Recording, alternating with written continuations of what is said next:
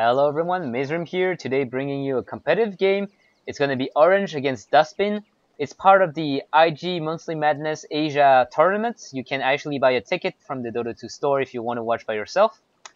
And very quickly, this is my first competitive game cast. It's actually my first cast also. So I will probably do a lot of mistakes. If you have any criticism, please do not hesitate to just write down the comments below. I'll be happy to read them and try to improve. So quickly, who is Orange? Orange is a Malaysian team. They're actually quite well known, and they are invited into the International 2, so that already proves a lot of the worth. And Duskbin, on the other hand, is a mainly Filipino team. So I do not know them well. I do not follow the Asian scene as well as I do the European scene. So I do think they managed to do quite well on some tournaments in spring, getting first place and second place on some. And so we're gonna jump into the game, and we have Duskbin with the first ban. I think I'm gonna put some sound. I think the sound just cut off. Sorry about this. Dire team ban. Okay. So we're gonna see a Prophet ban, which is quite a common ban. He's Prophet's top pick ban material mainly because of his just global map control with this teleport, which is extremely annoying because it turns every, for example, 2v2 fight into 3v2 if Prophet can just teleport there. And he can also have a very strong impact on the late game as well by just teleporting on the side lane and pushing. And you always have to be on the back foot against a Prophet, because a good Prophet can just exploit every opportunity you give him to push, and he can just teleport in the side lane, push, teleport away when you're coming for him. So you actually waste a lot of time trying to catch him. And he also has this ultimate which can unpush his lanes without having him to teleport, or just having a hero to stay there personally. So very good hero all around. Not very surprising ban. And Lycan, on the other hand, for Orange. So Lycan also is right now one of the top pick ban material, because it's one of the heroes who farm up very quickly in the jungle. It's super hard to shut down. It's one of those heroes where it's almost not worth it to put the effort to shut him down, because you actually put so much effort into shutting down the Lycan that the other heroes of the enemy team are probably going to have a good time for this. So you sometimes, very rarely, see the Lycan going through the bans, and this also means that usually the team that lets the Lycan slip know that they have a good counter to Lycan. They have a good idea in mind. Queen of Pain ban, now not that common. Queen of Pain is a very good hero all around, but we do not very often see her banned as a first ban set. She has very good mobility with the blink. She can land very good ganks with the slow from her shadow strike, and she has very strong AoE nuke, burst nuke damage. So ganking wise, it's always good to have burst, so you kill the enemy faster and you have less time to get caught up by the enemy support. If for example, the enemy team actually teleports in. If you have a damage over time, or you take very long to kill the enemy, you might be very badly placed for the next fight. Invoker ban, this is also quite a common ban. Invoker was one of those top pick bans a few months ago. Now it's still a very good hero, and he's still very often picked and banned. But he's no more that very top pick ban material. It's like he's not like a Lycan, for example. So Invoker, very versatile hero. He can go quest exhort for these global, huge damage output, and global control with this Sunstrike, which in competitive gaming is very often landed because you'll have these players communicating and knowing when to stun and follow up with a Sunstrike. Sunstrike deals pure damage on the by the way, so it's gonna be very, very strong to nuke down a squishy hero on the side lane, since very often Invoker will be mid lane and will have a huge level advantage, so he will deal a lot of damage. Now, Enchantress ban from Duskbin, it's not that common. She used to be banned very often when Chen was one of those top pick ban material. now he's still very often picked or banned, 5 but seconds remaining. it's not like one of these time where it was always almost first ban or first pick Chen. So we're gonna see a Chen pick, and this when we see the Chen pick, it's understandable that they ban Enchantress. Enchantress is a very good counter to Chen because basically as soon as Chen comes out with creeps, Enchantress can just snatch one away and control it. So on the other side we have a CK ban also, Chaos Knight, one of those hero introduced recently in Dota 2, very liked in the Chinese Asian scene. He has very strong ganking potential. With this reality rift, it's like a semi-blink that brings the enemy towards you as well. So very good for chasing. His stun at max level deals at minimum 2 seconds and maximum 4 seconds, so it's also enormous. And basically a good hero all around. And if you do not take care of his illusion when he uses his ultimate, it's gonna do a whole lot of damage. And CK can also push very well with the ultimate. So on the other side, we have a pick from Darkseer and Leshrac. Darkseer, one of those heroes who many team dislike. He's one of those heroes who often get banned because he's the ultimate turtle hero. He is extremely annoying in teamfight with this wall of replica and his vacuum. So very good teamfight heroes. Leshrac, one of those heroes who half a year ago was almost never picked. Now we see him almost always into every game as a support or as a solo as a carry, as everything. Leshrac is just considered as one of these a good hero all around, and he's also very strong with his pushing power with the double edict, which deals enormous damage to towers. So we're gonna see Windrunner pick and Sand King pick. Not very surprising. Windrunner is one of those most versatile hero ever. She can do basically almost everything. She can middle lane, she can solo side lane, suicide lane. She can, do very well. I do not think I saw her in the tri lane, but basically Windrunner can just carry almost every item. She can go for the mechanism, she can go for the pipe, she can go for the force staff, she can go full support, she can go almost semi carry with DPS items like a Daedalus. We saw Dandy go for Daedalus, or she can go for the sheep stick, the Sight of Vice, which gives her a very good disable also. Sand King, also a very good teamfight hero all around, with his very reliable stun and his ultimate that deals huge amount of damage in AoE. Earthshaker, on the other hand, picked. Earthshaker is not one of those top pick ban material, but Earthshaker is very good with what we currently have on the dire side. We have Leshrac, who needs a setup stun, and Earthshaker can just give that. He has this enormous range on his Fissure. It's like 1000 range or more, and this is one of these spells which can just screw up every enemy because he just has to stand so far away and he can still land a stun. So you have to be very careful around the Earthshaker. He can come and gank from so far away with this. You may see him coming, but at the moment where you see him, it might already be too late because he's close enough for a Fissure. Also, the good Fissures can block the enemy, split the team fight in two. Good Earthshaker are just so powerful that nowadays I think more and more teams pick him.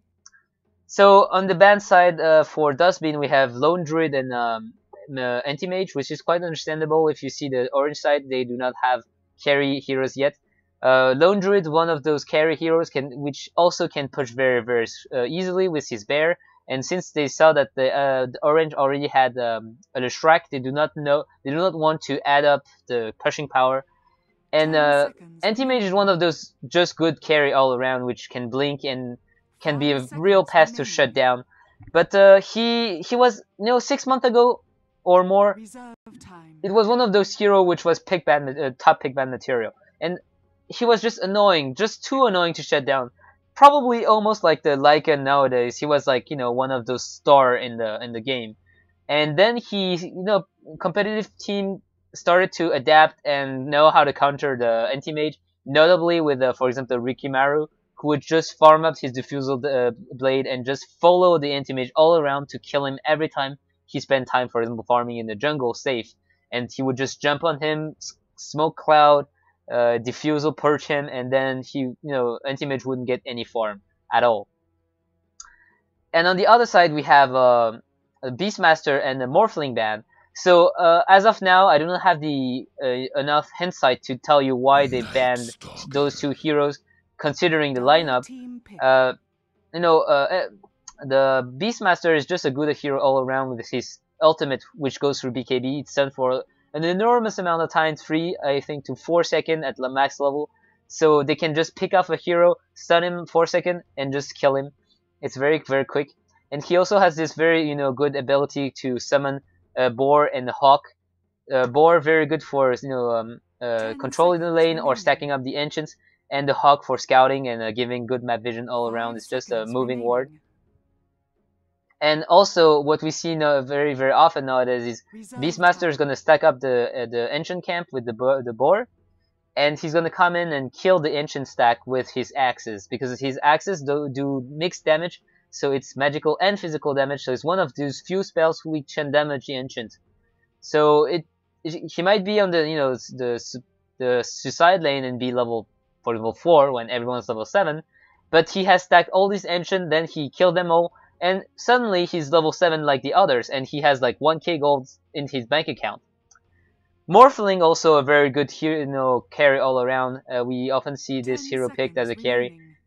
He can go for heavy carry build with Lincoln, with the Manta, with the Scatty, and he can also go for a shotgun build, which is a Hero Blade, and maybe that's what they fear from the Morphling, and that's why they banned him, because Leshrac and Enigma early game are very likely to go down to a Morphling with Ethereal Blade. So if Morphling farm Ethereal Blade fast enough, it might be very hard to stay in the fight and not get shut down with a Morphling 2 strikes.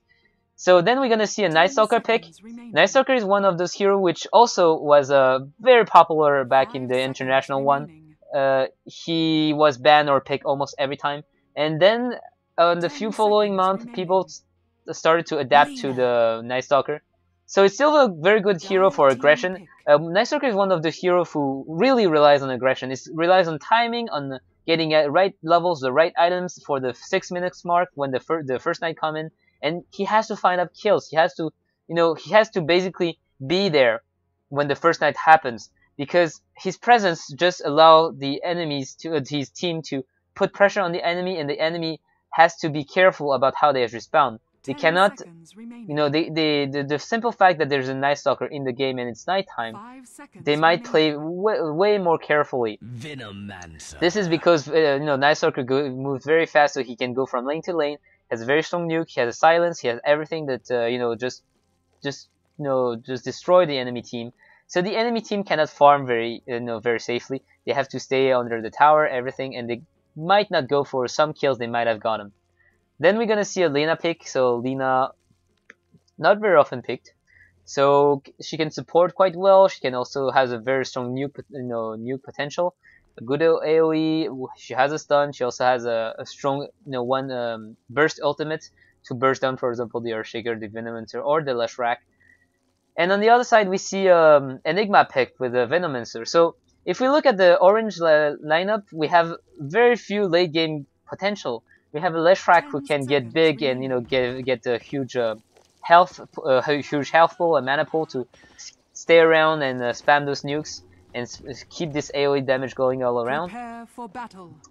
And we might have Venomancer going for a semi carry build, but you do not have this strong carry, protecting the carry option. It's not like they do not have like an anti-mage or a Morphling or even like a Spectre, which we do not see anymore. And on the Radiant side, they also do not have like a hard carry, but they have a Windrunner, which I said, which is very versatile. And if she wants to go for right-click damage, she can. She has very good attack animation, very good mobility with the Windrun to stay around in the team fight, landing these right clicks. And same for Night Stalker. Night Stalker at late game can almost always at nighttime. It's like 80% of the time is going to be nighttime. And during nighttime, Night Stalker has like 35% movement speed and 75 attack speed boost. So it's huge for early game. If he gets the tank ability, he just get the items. He come in, he pop the BKB, and he just go and smack the enemy right in the face with his little paws. And what you're gonna see on the other side, so We're gonna have a semi-tri-lane top, which with Leshrak, Earthshaker, and Enigma in the jungle. On the other side, it's gonna be the same with Chen in the jungle with Sand King and Lina bottom. And on the mid lane, we are gonna have a duel from Earth Nightstalker against the Venomancer. So, sorry, Darkseer is one of those very common side lane heroes, side lane heroes, because he can just farm up by using the Iron Shell and not putting himself at risk. Now let's. Okay, so the pose. Okay, Lina disconnects, and okay, so I can talk a bit more during this time. Windrunner. Windrunner is also a very common side lane solo. She can stay alive with the Windrun, just the way that the Darkseer can stay alive with a Surge. You know, giving max movement speed basically, so running away. And Darkseer can farm from far away with his Iron Shell, while Windrunner can also farm from far away with her Power Shot. Now, mid lane, when we see is Yamate going with the Venomancer against Urshian on the Nightstalker. Nightstalker is not one of those heroes who is very strong one-on-one in the mid lane. He's more here for the experience, because every time he's gonna come in, Yamate can just land a right click and harass him down, even landing a Venomous Gale to slow him to land even more right clicks. The Nightstalker is gonna be very hard pressed to get those last hits. Whenever he's gonna go in for last hits, he's putting himself at risk. And we see that the Earthshaker is here, so Earthshaker might look for First Blood. So Venomancer gonna have a very good time on this lane. Basically, Nightstalker is just gonna stand there to get some few creep kills he can, to get the few creep kills he can, and also get the experience. And he cannot really kill Yamate on his own. He has a good nuke, and Yamate as a Venomancer has low HP pool. But after this, he has to follow it up with the right clicks only, and this is not gonna cut it. So what we have one ward here from the Radiant, which is basically a very offensive ward. It allows them to see where the Darkseer is, and it allows them to know if the Darkseer is actually going into the lane. If so, they can try to gank. If they see that he's staying there, well, there's no need to go and try to gank him. You know, try to optimize your experience and your gold gain. Do not try to kill someone who is under his tower. And on the other side, we have here a ward there to allow the enemy, the dire side, to know if someone's coming into the jungle. So basically, Enigma is gonna farm just fine. No one's gonna come in from here for the first minutes of the game during daytime because there is vision from here, and very unlikely to have anyone come from there. So Enigma is just pretty much safe. He can just farm up the wood as long as he wish. And the game is going to resume very shortly, I guess. Alright, at least I hope. Yeah, go. Alright, so the game goes. So, here we saw that the Darkseer used Surge on the enemy creep. Why is that? On one of his creep. Why is that? Basically, that allows one of his creeps to go there to meet up with the enemy creep line. And what this does is it forces the battle to happen under the tower. And by making the fight happen under the tower, the creeps are gonna get killed very quickly, the dire creeps. So the Radiant creeps are gonna go and push the lane. So Darkseer can actually get experience from under his tower without getting putting himself at risk. Same with what he did right now. He just put out the surge on the range creep, so the range creep would go and suicide on the enemy creeps. Burn your fingers. The range creep actually deals way more damage than the melee creeps. In Dota 1, that was because they deal piercing damage. In this one, Dota 2, I don't think there's a difference there. But the fact of the matter is, the range creep, if the range creep dies, the lane will push faster than if a melee creep dies.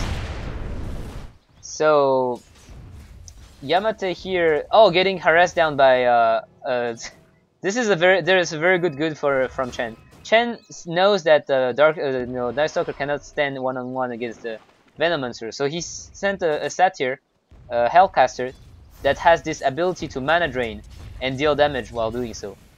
So we see that both here actually use a lot of consumable. Nightstalker down from, he used 2 tangos, 1 salve. Yamate also, he's only to 1 tango left. But he got his bottle.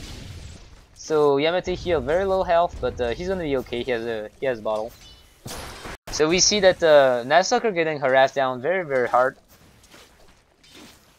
See what I mean when I was saying that Nuzlocke gonna have a hard time on the lane?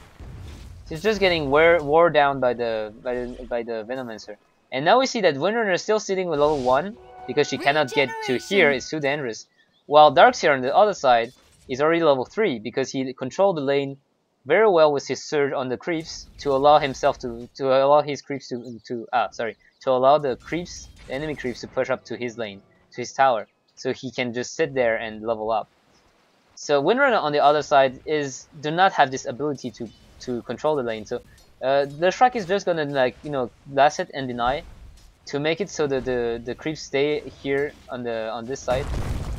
And Windrunner is fighting Earthshaker. Earthshaker, very good block. It's not gonna get followed up, but basically Windrunner is forced to fight against the Earthshaker. Oh, sorry, first blood. Okay, sorry, getting the bad habits already. First game I cast and I already missed first blood. So what happened here basically? Night Stalker land a nuke on the Venomancer. Chen comes around with the centaur and he just land a stun with the centaur nuke. Venomancer, as I said, a very good lane control, but the problem is he does not have a huge HP pool. So if he gets nuke a lot, he's gonna go down. So Chen with the Test of Faith and Night Stalker with the Void, and this is it for our poor Yamate. So Darkseer sitting level 4 and Windrunner sitting level 2. So very quickly, let's see the crit kills. 16 for 0, 7 for 1. So we see clearly Yamate is winning middle lane. Even if he died, you have to see that first blood is like 400 gold, so it's the equivalent of 10 creeps. Yamate on the other hand has 20 creeps. So Night Stalker is stunned by the Enigma, slowed.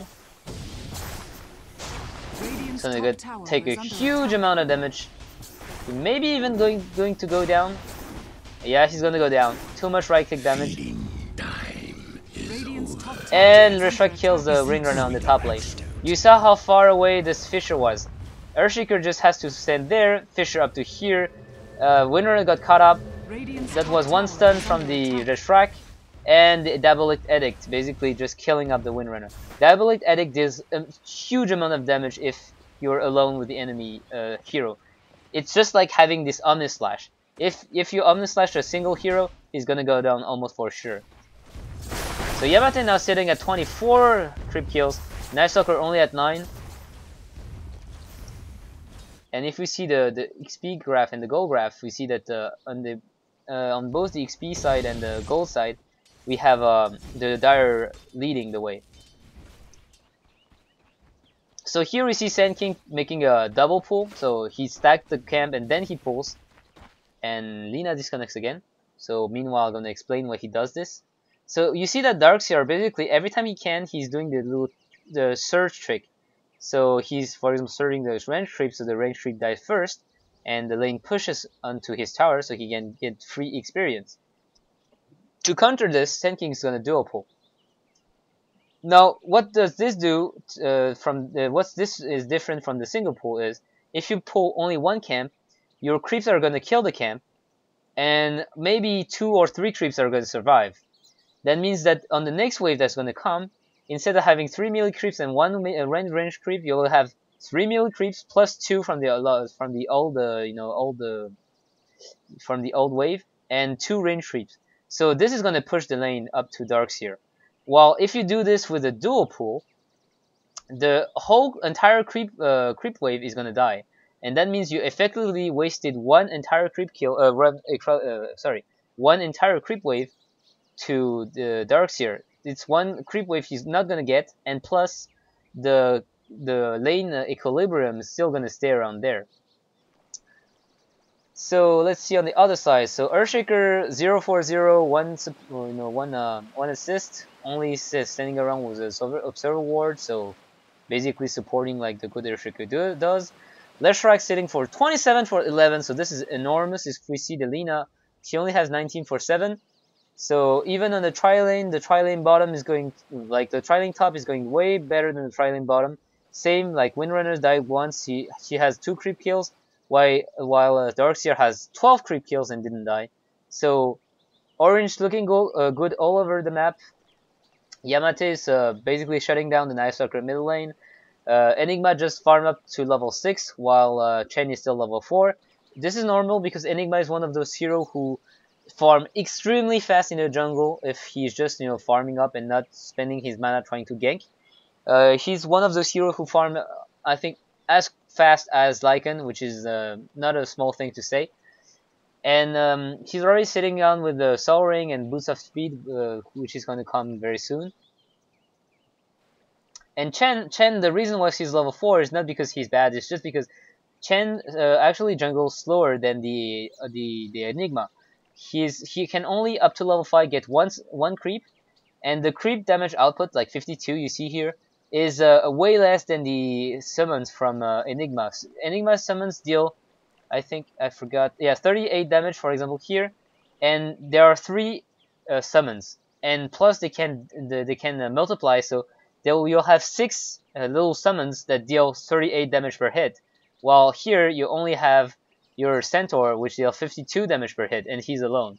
So Chen is gonna have less DPS in the jungle, and he's gonna farm slower. But on the other hand, Chen is a very good early game ganker with the Centaur, for example, or getting a troll with a troll trap. But here apparently he didn't gank a lot except for mid lane getting a kill on Yamate. So let's speed this up because this is getting a bit long, this pose. So yeah, the goal graph and the experience graph shows. And you might be wondering why Lina keep on disconnecting. This is actually not that surprising. Many people in the Reddit, Dota 2 Reddit, if you watch it, they complain about the fact that Dota 2 team are unprofessional. That means that they start late, they they pose for a long time, they play with I don't know how many stand-ins, and they compare it to StarCraft 2 or Counter-Strike, and they say, "Whoa, look at these games. These games you don't have so many problems." And it's true. Dota 2 shouldn't be exempt from having severe rules and being more professional. But the fact of the matter is, many Dota players are actually coming from Dota 1, and Dota 1 wasn't that demanding computer-wise. So the problem is here in Dota 2, it's not the case. If you have a crappy computer, you may have a lot of issues with Dota. So thing is, many Asian player might be in the so we see that Windrunner is gonna get pressured, so she's gonna run away. Fish is not gonna land, and Orange here is gonna look for a push, I guess. The Enigma can push quite well with the conversions, and the Leshrac has maxed the Diabolic Edict first, so very huge DPS coming out from the dire side. You see how fast the tower goes down. The glyph is gonna go up. Power shot to basically try to damage them a bit, but see, tower almost getting brought down. It's gonna be next wave probably, and we see Night Stalker coming in, trying to defend a bit this tower. Radiant's middle tower is under Let's try gonna get attacked. Oh, Lina disconnects again. Sorry about this. And Night Stalker is probably not going to go on Leshrac. This is because we have Earthshaker here with the level 4 Fisher. Just a Fisher. So one stun, Enigma also stun. Leshrac can still follow up with a Split Earth. So they do not have the ability to kill the Leshrac straight away. Windrunner does not have enough mana for another power shot. Night Stalker just used the Void, and even the tower, he's just running away from the tower range. So if Night Stalker goes in, it's very likely that he's gonna get almost killed by having 3 stuns right in the face. Even if he's the most tanky hero on the Radiant side right now. And you see that while he's doing this, because he just hit like 6 minutes mark, so the night time has come and he can roam around. While he's doing this, Yamate is free to push the lane. He's basically using the Plague Wards as a mean to pressure the enemy creeps, so the wards is gonna kill the creeps, and his wave of creep is just gonna go and attack the tower. So let's speed up again. I do not know. So Lina, again, I said, see, they're just saying that there's problem with the connection, not the connection, the PC memory. So that means that maybe Lina player is playing with a very bad computer. And this actually quite happens more than you could think. For example, Come With Me from Mouseport had a problem on an internet cafe because his computer broke down, and after this he had to go to a computer cafe to play his match. But the simple fact that the computer cafe wasn't, optimal computers for Dota 2, it was less efficient, less performant than on his own computer. It was not the same screen size. It was, they had to lower the graphics. The FPS was slower, and all these little things are something that affect the player and affect a lot. I mean, Dota 2 is I would say one of these games where mental means a lot, but almost all games are like this. So just having these little issues can make you lose a lot of patience, a lot of time, and everything. So I'm just gonna go up and try to find where they start again, because okay, so Lina reconnects now, and they go. All right, so we see that Night Stalker is not gonna go in. Radiant's middle tower Instead, is under attack. gonna go for the rune. Gonna find Yamate here. Top tower has Yamate is actually gonna get the rune first. And she's gonna see the courier, and this is very bad. The courier actually has to survive because, so you see that he's trying to juke in the tree, and Night Stalker knows that the support's coming in, so he wants to see those sucks. Courier is very, very dangerous to lose a courier. Courier gives, if you kill it, 175 gold to every enemy in the enemy team. That's almost like a tower. It's almost as much gold as killing up the tower. It's enormous. You never want to kill a courier. You never want to get your courier killed. Plus, all the items that were in the courier are not accessible for 3 minutes while the courier respawns. So Chen is gonna smoke up, try to get a kill. Very unlikely that he'll find one, I think. Or actually, Night Stalker middle lane. So he's gonna run into Earthshaker, and they're trying to kill this. Yeah. So Sand King is gonna go in, and very, very good stun from the Centaur. So we're gonna see a black hole here, and Night Stalker is gonna go down, not fast enough on the teleport. Chen is gonna go down probably from the Leshrac, and Sand King here is in very bad spot. He's gonna try to kill Enigma, but very good Fisher, and he's gonna go down. So I do not know if you noticed, very good play from the Chen, stunning the Enigma with the Centaur before Enigma lands the black hole, so that allowed Sand King to walk away, and thus the black hole only caught up the Night Stalker. Now problem is, after this, Sand King still went aggressive and tried to kill the Enigma, and he ended up dying. All in all, very good fight for Orange, 1-4-3, and only Venomancer are dying here. Oh, actually Venomancer are gonna die a second time bottom lane. But he managed to use his ultimate just before dying. Now the ultimate is not gonna kill the enemy heroes because Venomancer's ultimate is not lethal. So it's gonna force to teleport away from the Lina, and Sand King is gonna have to pop a healing salve. So basically wasting a bit of their consumables and their time. So now Darkseer is still farming away with the Ion Shell, very, very annoying. Darkseer cannot do anything against it because he's a melee hero. And basically that means that if he wants to kill the creep with the Ion Shell, he has to go into the range of the Ion Shell and take damage. And this is a big no-no because Ion Shell just tons of damage. Enigma going very aggressive, going into the enemy jungle to farm up. And they see the Chen, but they probably won't go on him because they do not know where the enemies are. So yeah, they're, we can see that they're here. They do not know, but they can assume that the enemies are not far away. So they're gonna meet up four dire heroes from Orange trying to push down this tower. Actually 5 right now, and we're going to have Venomancer putting wards up here. So basically they cannot get caught by surprise. Venomancer can just spam wards there, and they can see whoever comes from here. So they're pretty much safe. They know if anyone comes from there. They know if anyone comes from here, and it's just very annoying all around. So Lina trying to delay, and Nice gonna run in, stun once, stun twice, stun 3 times, and he's gonna go down instantly. You see how much damage the enemy can dish out with the stun combo. It's actually very, very, very easy to bring down anyone. Like even the Night Stalker, who is the most tanky hero on the enemy's team. He actually only have a Gauntlet of Strength to add up for his strength. He has nothing. He has almost nothing. And now they're gonna look up for the tower, I guess. Pretty much nothing they can do without the Night Stalker here. So tower gonna go down instantly with the Diabolic Edict. Lina's gonna get caught up, and the stun, and is it gonna be enough? Yes, she teleports away. So maybe Windrun is gonna take a fall for this. Chen running away on the other side. He used his ultimate already. No, they're gonna back off. Too many support coming in. Trying not to overextend. You know, net by the troll to try to catch them.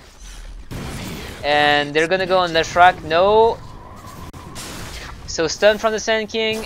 Yamate is gonna find him with the Gale, and he's gonna go down instantly.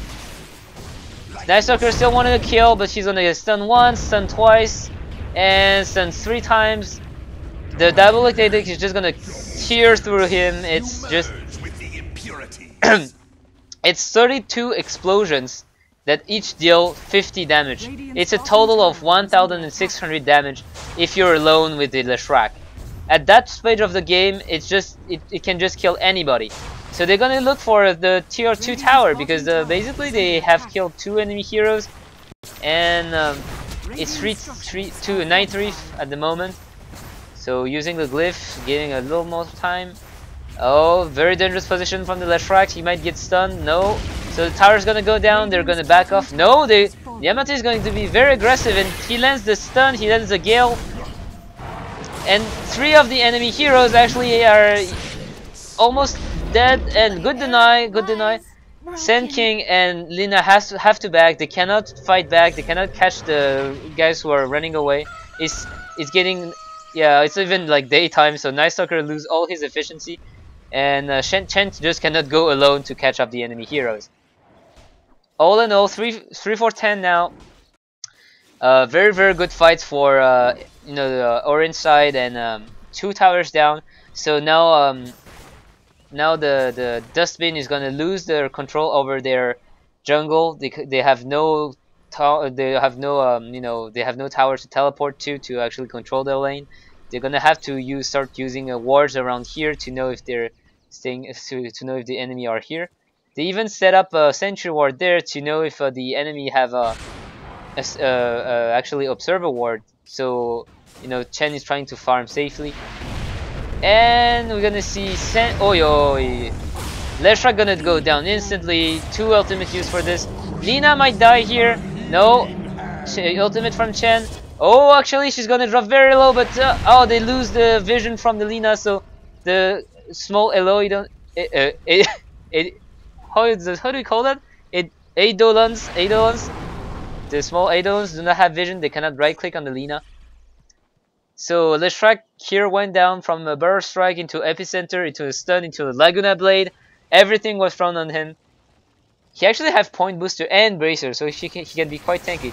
And Orange, meantime, is doing the Roshan. Yamate is spamming up his wards. And I think, yeah, Chen might know about it. But they're just too far spread out. Rinner's middle lane, Night Stalker's top lane, but Lina is out of mana. She has to go back to heal. And Sand King is just so far away, and there's no tower to teleport to. So they're just backing off. They know that they do know they have a ward here. They know that Orange is doing Roshan, but they're not gonna contest it. They cannot do anything about it. Yamate is gonna pick up the Aegis of the Immortal, and now Orange is probably going to be very aggressive. 7.5k gold in their advantage. Only 1k gold in their only 1k experience in their advantage. So they're going to try to push to the middle lane. They know that the Windrunner's top lane. Oh, actually, the Windrunner has the teleport scroll, so there's no problem with this. Chen is quite far away, and he has no teleport scroll. Same with Lina. No, Lina has a teleport scroll, but Chen is not gonna be here in time. So yeah, Edic's gonna pop, and the tower is already down to almost no life, and it's gonna go down. They're not gonna contest it. At that point of the game, I think Duskbin just want to play safe and try to see if the Orange is going to make a mistake. But they're going to go in. They're going to go in for the... Oh, and Lina disconnects again. And they're not going to wait for her. I think they're just fed up of... Oh, actually, yes, they are still going to wait for her. So let's go time 8 and try to. So at that moment, the orange, they have let's see the items. I didn't talk about the items for this moment. So okay, it's not this. Yeah, here is the tab. So on the orange side, we have Enigma going for a Tranquil Boots, which is not very common. Mechanism and the Soul Ring. So basically, Soul Ring to gain mana, sacrificing HP, but that you can gain back through the Tranquil Boots. The Mechanism, so they have a huge heal, 250 heal for everyone, and this is going to make the difference into the team fight. This is why they can go on the high ground, because they know that they have the upper hand. Earthshaker sitting with the support items, Arcane Boost and a Magic Wand and a Salve, so nothing much here. Yamate, very tanky right now. Aegis of the Immortal, 1 Vitality Booster, Bracer, Strength Power Tread, and he can just go in and right click and use his ultimate. Very strange though, he's level 1 and he was middle lane, whereas I forgot his real name. Leshrac stands with level 10, and Leshrac 2 has a point booster and Bracer. He also has a Carrying Boost, so with Earthshaker, those guys are going to provide almost endless amount of mana. And Darkseer has this Vanguard, so probably quite tanky, and with the Soul Ring. So they're gonna go in, and let's see what's gonna happen. So Venomancer being very annoying with his wards.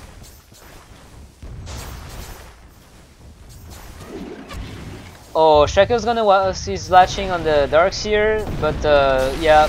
So you saw there that Lina almost got down from stun again. Sand King going in with the ultimate epicenter. Yes, very good fight, very good. The Enigma's gonna go down. He actually used the mechanism before dying. Now they're gonna run away. It's actually they're gonna chase it. Yes, and Sand King is gonna get caught off by the Earthshaker's Fisher. Very good Fisher, blocking everyone out of here. And Leshrac is gonna get actually they're spread out. The Chen is gonna go down. Night Sucker ultimate ends, and they have to run back. The Chen's has been caught up, alone. And 1 vacuum, 1 Fisher, and 1 stun. No, actually not a stun, but Darkseer is still gonna pick up the kill with the Iron Shell, and he's gonna run away.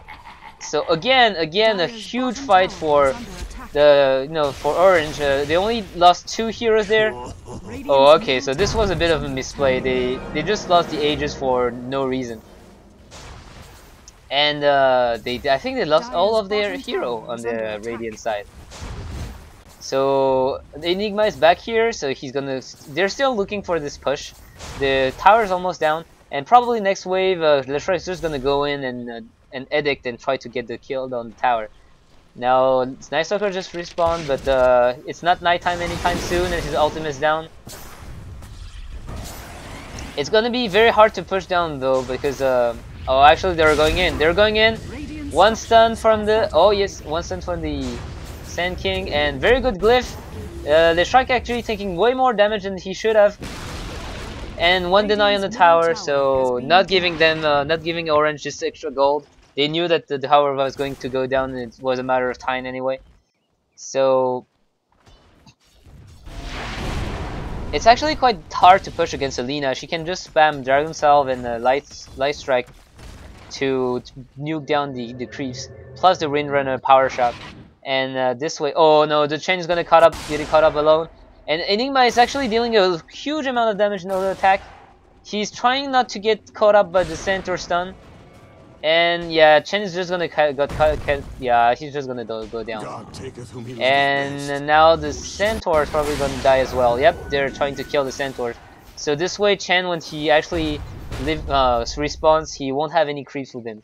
But one Centaur is actually going to live, run little Centaur rim.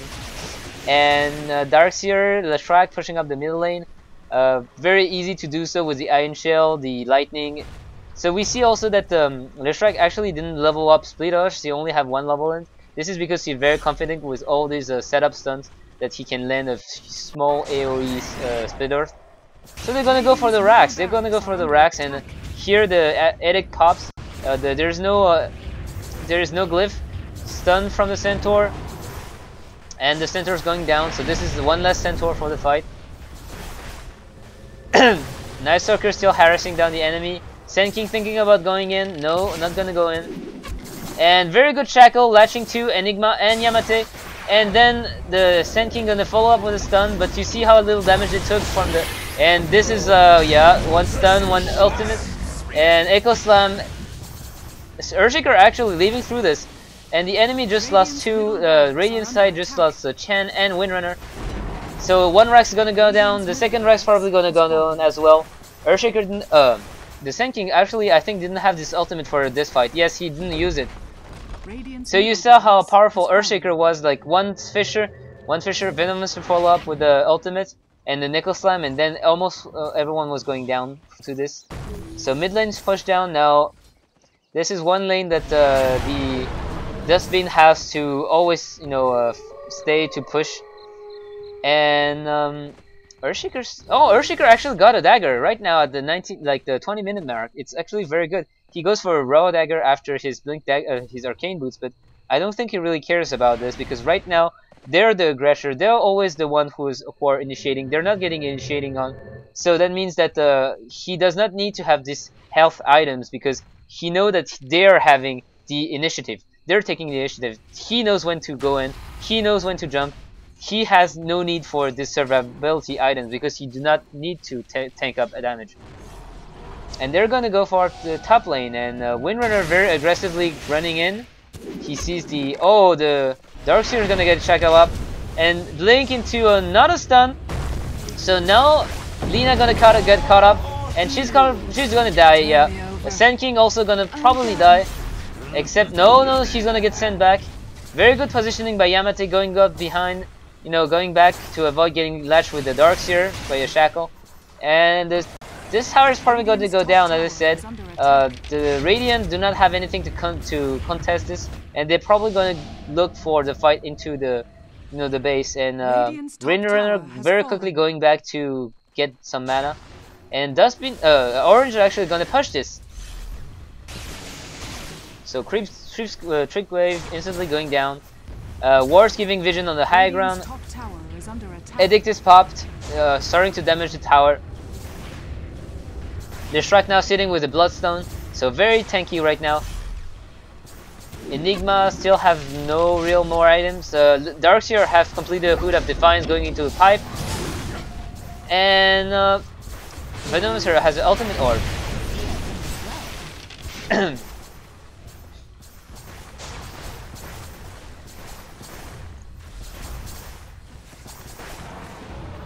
Sorry.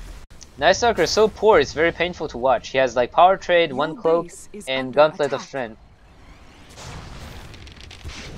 So very little by little, the tower is going to go down. The Shackle doesn't latch. And Night Stalker is actually going in, and he gets stunned once, twice. And he's gonna get TP'd to base by Chen. Stunned by the... stunned by the Sand King. The Sand King might be going down. No, good Shackle by the Windrunner on the Leshrac. The Leshrac gonna take a bit of damage, but it doesn't really matter. He actually have a lot of HP. Darkseer is actually gonna take a lot of damage, but he has a pipe, he has a Vanguard. Put in Vanguard, he's not gonna go down at all. And the top racks are gonna fall. And Orange is gonna go back. No, they're waiting. I think they're gonna use the smoke. Or they're just gonna wait here. Yeah, they're using the smoke. They're trying to catch one or two guys. Just you know, that are gonna go up and try to kill some creeps. I think the Sand King might go down.